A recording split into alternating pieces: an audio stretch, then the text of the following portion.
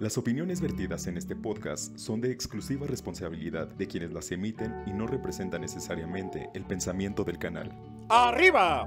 ¡Arriba los corazones! Bienvenidos, bien llegados y mejor quedados una vez más a las historias del viejo C. Amables amigos, después de una breve pausa que pues se significa y se quiere decir con esto que esta pausa no fue una pausa más que un pequeño descanso, un pequeño reposo para nuestra amable audiencia y que desde luego esperamos que nos sigan acompañando semana a semana en la discusión, en el debate, en la propuesta que hacemos de la experiencia, de las vivencias de toda una vida, desde pues prácticamente desde el siglo XX hasta nuestros días. Las experiencias acumuladas nos dan a entender que en ocasiones los caminos que estamos tomando, tanto en el aspecto social como en el aspecto económico, y no digamos en el aspecto político, nos están haciendo retroceder en muchas de las ocasiones, no para bien, sino para repetir los errores ya cometidos y que la propia historia se ha encargado de castigarnos. Ahora tenemos la presencia, como ustedes habrán visto en nuestras imágenes, la presencia juvenil de un joven ingeniero, cuya finalidad es el impulso de un gran invento que desde prácticamente a mediados del siglo XIX y ya pues con muchos antecedentes, desde finales del siglo XVIII, ya hacían algunos experimentos, pero se realizó y finalmente se patentó en el año de 1860, tengo entendido. Ya digamos que me darán el visto bueno la ciencia y el conocimiento que tiene nuestro invitado respecto de el motor de combustión interna y su consecuencia lógica, que es el automovilismo. Vamos a presentarnos. Yo soy su servidor, Daniel Monroy. Ahora revelo mi nombre porque probablemente este pudiera ser en algún momento, si no se dispone otra cosa, el último podcast de esta serie. Por eso revelo mi nombre. Soy Daniel Monroy y tengo licencia de locutor. Esta fue expedida en el año de 1969 bajo el folio 1193-A, autorizada el 24 de octubre por la Secretaría de Comunicaciones y Transportes, certificada por la Secretaría de Educación Pública y finalmente supervisada por la Dirección de Radio, Televisión y Cinematografía, dependiendo de la Secretaría de Gobernación. Cumplidos esos trámites, puedo dirigirme a ustedes y hacerles mención de que todo lo que se diga en este podcast, lo que se ha dicho en este podcast, es solamente responsabilidad de quien lo conduce, servidor de ustedes. No tiene nada que ver el Sistema Michoacano de Radio y Televisión en las expresiones, repito, de este podcast. Hago esta aclaración para los efectos legales a que haya lugar. Y me acompaña en esta ocasión mi nieto, el ingeniero César Manuel Muratalla Monroy, a quien presento muy orgullosamente. Buenas tardes, hijo. Buenas tardes. Bueno, el día de hoy fui invitado con el fin de hablarles sobre el motor de combustión y sobre los efectos que tuvo su invento. El motor de combustión como tal fue inventado en 1860, bueno, mejor dicho, patentado en 1860, por una persona de nombre Etienne Lenoir.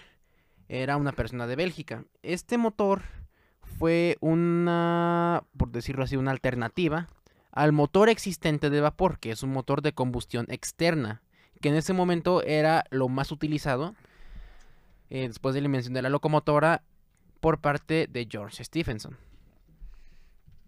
Y también, desde luego, hubo algunos experimentos de poner motores de vapor automóviles de vapor en carreteras. Y de hecho amigos. los hubo. Sí. El primer vehículo a vapor inventado se hizo en 1811 por François Isaac de Rivas. Era un vehículo que no superaba los 14 kilómetros por hora.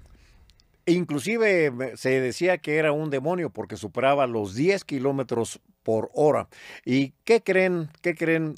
Realmente era pues simplemente un motor que tenía un pistón hacia una de las ruedas de una carreta y era lo que realmente transmitía la fuerza y el impulso para circular en aquellos caminos de 1811. Amables amigos, era todo un espectáculo y para los campesinos un verdadero desastre porque presagiaban que las máquinas eran el demonio que se apoderaba de los campos de Bélgica y del norte de Francia. Bueno, pues amables amigos, después de esto surgió el automóvil como una alternativa. Pero ¿cuál era la alternativa de la combustión interna, ingeniero? La alternativa que se tuvo con el motor de combustión interna fue el dejar a dos elementos fuera, que sería el motor a vapor y los carruajes impulsados por caballos, que todavía hablando del siglo XIX e inicios al siglo XX, eran muy comunes aún de utilizar, especialmente por la gente adinerada, ya que recordemos que los vehículos en ese tiempo eran un lujo al alcance de unos pocos. Exactamente. Los vehículos como tal pertenecían a la élite económica, social y política, y el pueblo jamás tenía acceso al menos a la propiedad de tales servicios, ya que generalmente los que podían tenían que utilizar coches de alquiler o diligencias para el traslado de sus mercancías, de sus personas, de un destino a otro, por veredas y caminos sumamente peligrosos. Y recordemos, no eran baratas. La diligencia promedio en el siglo XIX costaba el sueldo de entonces 4 meses de un trabajador. Además existía el riesgo, como bien ya se mencionó, de los caminos accidentados y además de aquellos malvivientes saqueadores que, para desfortuna de muchos, terminaban robando la mercancía, lo cual ponía un retraso y consecuentemente un precio mayor y una escasez. Sí, porque al estilo del Reino Unido se instituyeron los seguros. Es decir, había organizaciones mutualistas, tanto de comerciantes como de transportistas, donde depositaban una cuota mensual para que en el caso de que se ejecutara un riesgo, tanto de asalto como de incendio, como de algún otro destrozo, pudiera ser cubierta la mercancía o el costo del transporte. Y esto redundaba en el aumento, en el incremento de las tarifas que tenían que pagar los pasajeros o quienes transportaban sus mercancías en las carretas o en las diligencias de aquella época. Por ello, el motor de combustión interna surgió como una necesidad ante la revolución industrial que demandaba un mayor volumen de transporte y una organización de infraestructura para las carreteras y para todos los medios de comunicación que en aquellos entonces empezaban a desarrollarse, repito, como consecuencia de la revolución industrial. Pero ¿qué evolución ha tenido el motor de combustión interna, ingeniero? Bueno, hemos pasado de motores muy pequeños que funcionaban con base en alcohol, siendo el primer vehículo a combustión interna inventado en 1873 por parte de Carl Benz, un motor pequeño, muy sencillo, de un solo cilindro, a los grandes y fuertes motores V8 y V12 encontrados en muchos hiperautos de marcas altamente reconocidas, siendo Ferrari, Lamborghini o Bugatti, quienes han desarrollado máquinas excelentes, muy poderosas, obviamente muy costosas, pero hechas totalmente a una manera de representar lo que significa el motor de combustión. En su momento, allá por los años 20, hasta prácticamente los años 30. La GMS, la General Motors, en Estados Unidos fabricó un automóvil realmente muy importante, un automóvil especial, un motor de 12 cilindros y me parece que tenía 16 válvulas. Era un automóvil de doble carburación y que desarrollaba para la época velocidades prácticamente inalcanzables. Era un automóvil que llegó a recorrer distancias a 160 kilómetros por hora en 1926. El propietario de ese automóvil, ¿saben ustedes quién fue? Bueno, pues nada menos que el legendario Al Capone. Él fue el que ostentó uno de estos automóviles que ya prácticamente no existen, si acaso habrá algunos 12 ejemplares muy resguardados por los coleccionistas. Pero hay otras marcas de automóviles europeos que se fabricaron, si no a martillazos, sí realmente pieza por pieza de manera artesanal. Podemos citar a los automóviles ingleses como los Bentley y otros de ese mismo estilo, algunos franceses como los primeros Benz que salieron y otros de orden y de origen alemán.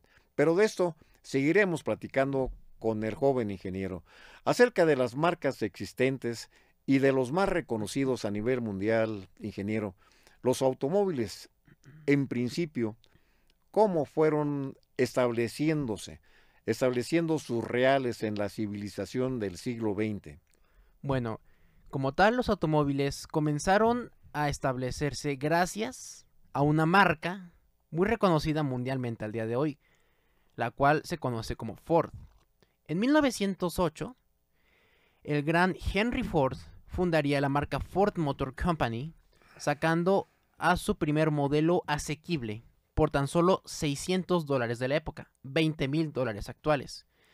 Este coche se conocería como el Ford Modelo T, siendo a su vez el automóvil más vendido hasta 1976, cuando lo superaría el legendario Volkswagen Escarabajo. Pero no nos adelantemos. El Ford Modelo T, ¿por qué fue tan popular? ¿Por qué fue tan vendido? Bueno, como ya antes mencioné, Carl Benz y Daimler-Benz ostentaban el título de inventores del coche, pero tenían un pequeño problema, y es que solamente fabricaban automóviles para los ricos. La gente corriente no podía permitirse sus máquinas de lujo superveloces. Pero en 1908, como ya se mencionó, un pequeño empresario llamado Henry Ford sacaría a producción y venta el automóvil más barato del mundo, en ese entonces, el Ford Modelo T, produciéndose hasta 1923 con una media de 15 millones de unidades, con un motor de 4 cilindros refrigerado por agua, que alcanzaba velocidades de hasta 70 kilómetros por hora. Una gran velocidad en comparación de lo que se hacía con las diligencias, con las carretas y con los coches de tiraje a caballo de la época. Por otro lado, el secreto, el éxito de la fabricación del Modelo T fue precisamente la fabricación en serie, amables amigos. Ya no era un obrero para fabricar un automóvil que se fabricaba, digamos que en 4, en 6, en 8 meses, día con día, un obrero dedicado específicamente a la manufactura de las piezas y al armado de esas piezas. Era un proceso realmente muy especializado. Pero Henry Ford lo que diseñó fue: si tú te vas a dedicar a fabricar un tornillo de un 16avo, vas a fabricar un tornillo de un 16avo siempre que estés ante esta mesa. Y le llega el material y está fabricando nada más el tornillo de un 16avo. El siguiente trabajador a donde va la banda de producción va a fabricar una tuerca de ese tornillo de un 16avo. Y ese tornillo de un 16avo va a continuar por la línea de producción y va a encontrar un monobloc que se está fabricando y que se está forjando. Y ese monobloc se va a ir a contener a soportar un motor cuyos pistones han estado llegando por otra línea de producción. De esta manera, la producción en serie fue lo que revolucionó la fabricación de automóviles y pudo hacerlos en el costo-beneficio asequible a la gran mayoría del público de clase media. Eso fue lo que realmente introdujo el automóvil a la civilización del siglo XX, ingeniero. Totalmente. Fue, digamos, el precursor del automóvil a las masas. Y curiosamente, la marca Volkswagen fue una inspiración del legado de Ford en el modelo T, ya que se conoce que Ferdinand Porsche, el creador de Volkswagen, era gran admirador, y de hecho también se tienen registros de que en su momento visitó la planta de Ford para crear lo que él denominaba el Forte de Alemania, lo que se conocería con el nombre clave de KDF-Wagen, que significa el coche impulsado por la fuerza a través del placer, es el alemán. Exactamente. ¿Por quién fue hecho el encargo de fabricar un automóvil para el pueblo a Meinherr Porsche? A Porsche se le encargó fabricar un vehículo que no superara los 100 km por hora y que pudiera transportar fácilmente a 2 adultos y 3 niños, que era el promedio de la familia alemana, por el entonces, podemos llamarlo dictador, Adolf Hitler. Bueno, en aquel entonces era Herr Canciller, Mein Führer, Herr Kommandant. Él mandaría, por así decirlo, él mandaría crear este vehículo que tendría un método de pago muy especial, ya que no se compraba de contado. Se compraba mediante estampillas que se iban poniendo en una especie de anuario. Al momento de que llegara uno al 80% de las estampillas compradas, el gobierno te entregaría el vehículo. ¿Qué pasó?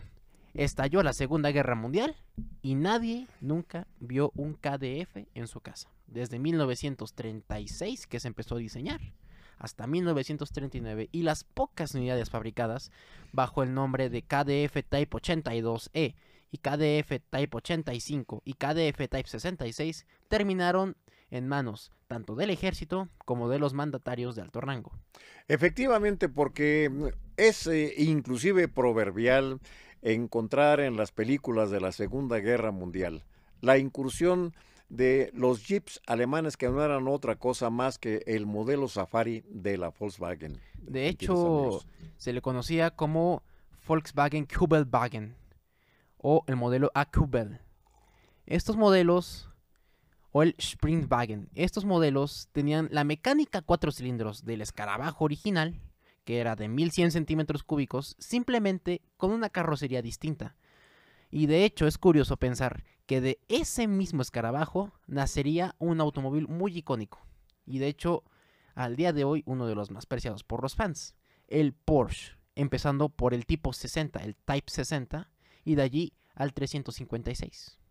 Bueno, si hablamos de tipos de modelo y todo esto, amables amigos, no es para que tengamos una presunción del conocimiento de mi querido invitado, sino que realmente lo que pretendemos es impulsar el conocimiento de lo que ha sido la evolución del motor de combustión interna, que no nada más en el automovilismo como tal, sino también en el transporte pesado, en los camiones, en los autobuses e inclusive en las locomotoras de ferrocarril. Pero este desarrollo se ha visto, si no limitado, cuando menos sí, se ha visto sujeto a algunas de las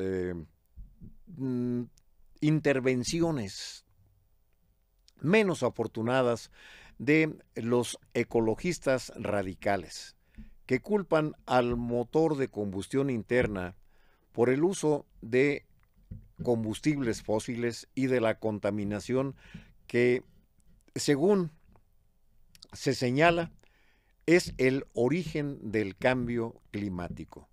¿Cuál es el futuro del motor de combustión interna, ingeniero? Tanto en el automovilismo como en el transporte pesado.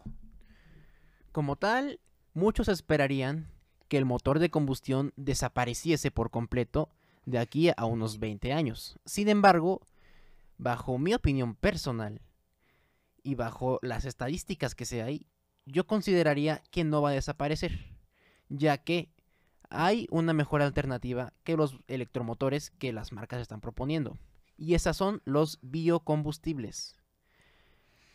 Pero la obtención del biocombustible como alternativa no resulta más costosa en relación con lo que existe actualmente de los hidrocarburos, ingeniero. Lastimosamente al día de hoy sí, y no son tan eficaces. Sin embargo, se espera que con los años de investigación y de avance en la tecnología se puedan desarrollar motores que tengan una mayor eficacia y combustibles también más eficaces, que ya no tengan como tal la necesidad de tener base en el petróleo. De hecho, recuerdo un caso de una persona que se llamaba Stanley Meyers, lastimosamente murió envenenado, que creó el motor por propulsión a agua.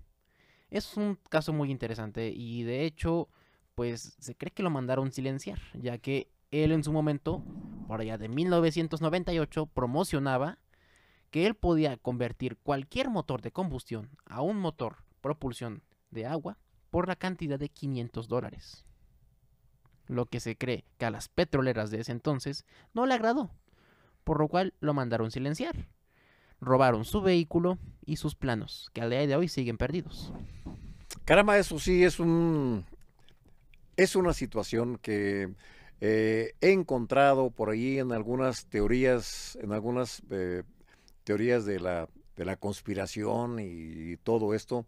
Realmente sí, un episodio oscuro en cuanto a las historias de la tecnología mecánica.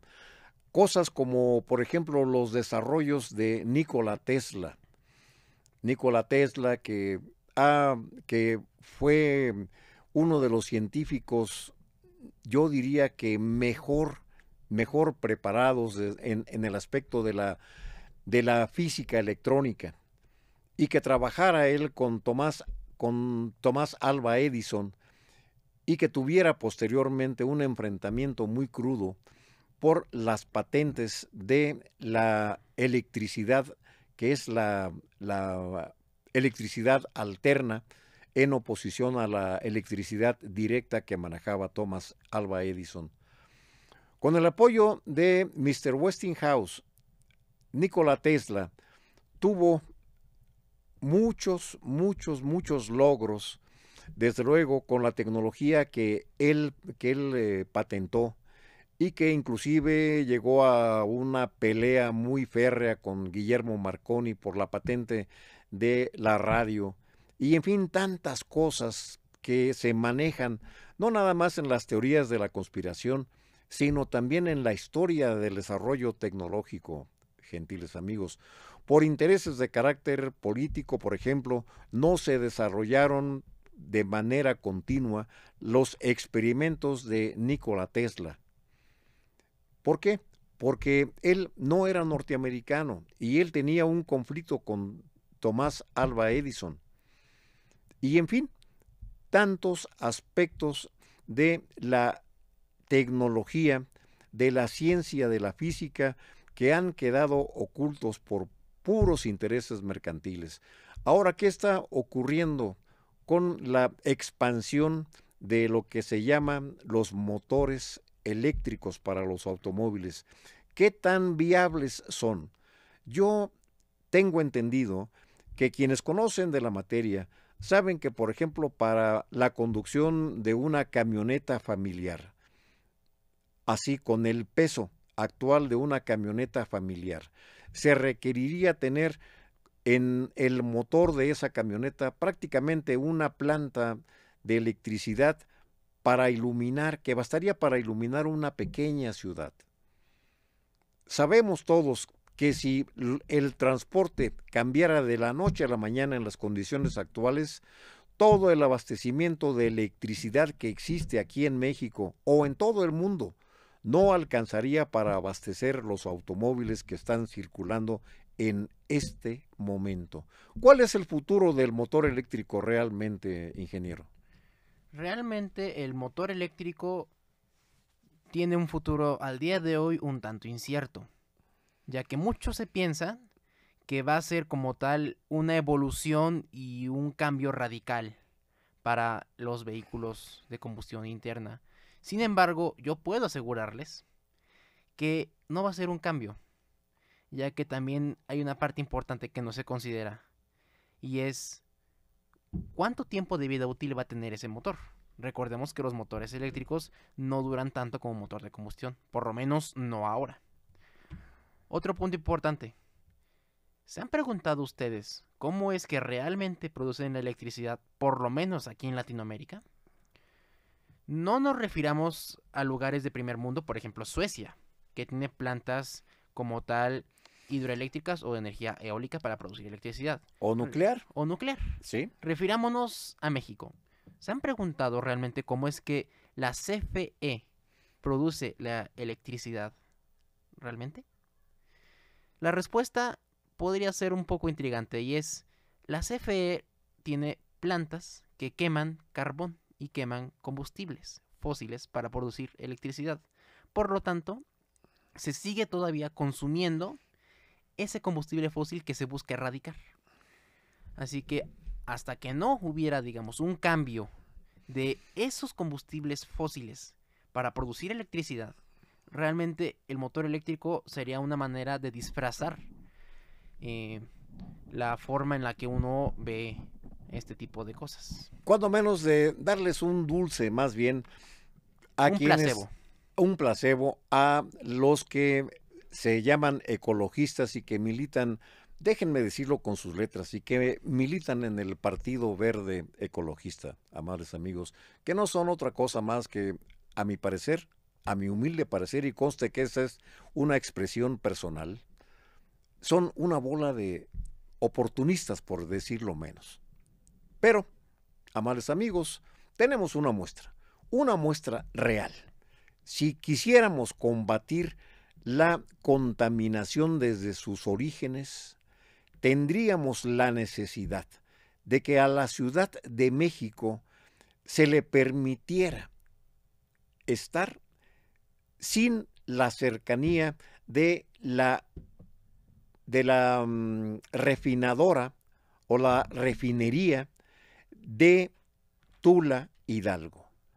Los vientos de Tula Hidalgo son dominantes hacia la Ciudad de México y son responsables en un alto porcentaje de la contaminación que hay en esa ciudad. ¿Y qué me dicen de la ciudad de Monterrey? También abatida por la contaminación, pero esta contaminación producida nada menos y nada más que por la refinería de Cadereyta. Y así sucesivamente, amables amigos. Es cuestión de planeación, es cuestión de aplicarse de manera tecnológica al aprovechamiento de las capacidades que tiene una tierra que tiene una vocación diferente. Pero si le imponemos, como en el caso de Dos Bocas, que ha sido una cuna de manglares, una refinería que seguramente costará mucho sostenerla y mantenerla, amables amigos, créanme, es un fracaso social, un fracaso económico, aunque de momento pareciera un fracaso político, no pasará mucho tiempo sin que tengamos que pagar por ese error. Por eso, gentiles amigos, todo eso está ligado desde el origen del manejo de los combustibles fósiles y también en la aplicación. El desarrollo tecnológico seguramente nos llevará a aprovechar los motores de combustión interna hacia la alternativa, como se ha dicho, de biocombustibles o también de la combinación de hidrógeno o nitrógeno o alguna de esas alternativas que en Islandia y en otros lugares del mundo ya se están haciendo prototipos de estos motores de impulso inclusive combinado, ingeniero. De hecho, en 2012 hubo un prototipo que sacó Ford con un motor a propulsión por hidrógeno. Fue un modelo no muy popular y lastimosamente no llegó a ser producido. Sin embargo, fue una buena propuesta sobre lo que en mi opinión podría ser el verdadero futuro del ámbito automotriz. Pues queremos dejarlo dejar a todos ustedes con esta inquietud. De alguna manera, si ustedes están considerando que pudiéramos continuar con las historias del viejo C, yo les agradecería que nos lo hicieran saber a través de las líneas de contacto que aparecen en las gráficas de este podcast, porque realmente debemos calibrar si tenemos o no el impulso que esperamos para continuar con todos ustedes, gentiles amigos, saber si de alguna manera pueden ser útiles estas reflexiones y, claro, para tener el orgullo de contar con su audiencia en este canal. Por eso, gentiles amigos, vamos a despedirnos, pues permitiendo que el ingeniero envíe algunos saludos personales. Hágame el favor, ingeniero. Bueno, pues yo quisiera mandar un saludo a toda nuestra audiencia que al día de hoy se ha, por decirlo así, congregado para poder escuchar y ver este pequeño podcast. Mandarle un saludo también a todos aquellos de la Ruta Azul, que yo sé que nos están escuchando y que nos están viendo. Y para invitarlos a que si tienen alguna reflexión, alguna sugerencia, alguna queja, háganoslo saber por el teléfono del Sistema Michoacano de Radio y Televisión, que ya les estará apareciendo. Bueno, pues amables amigos, con esta reflexión, con estos saludos, si Dios lo permite y la voluntad de ustedes así se manifiesta, estaremos en la próxima semana aquí en las historias del viejo C. Entre tanto, les invito a considerar que no se puede deshojar una flor sin lastimar una estrella. No a la violencia, paz en la justicia y alegría en el amor. Vida por siempre. Amigos del universo. Hasta siempre.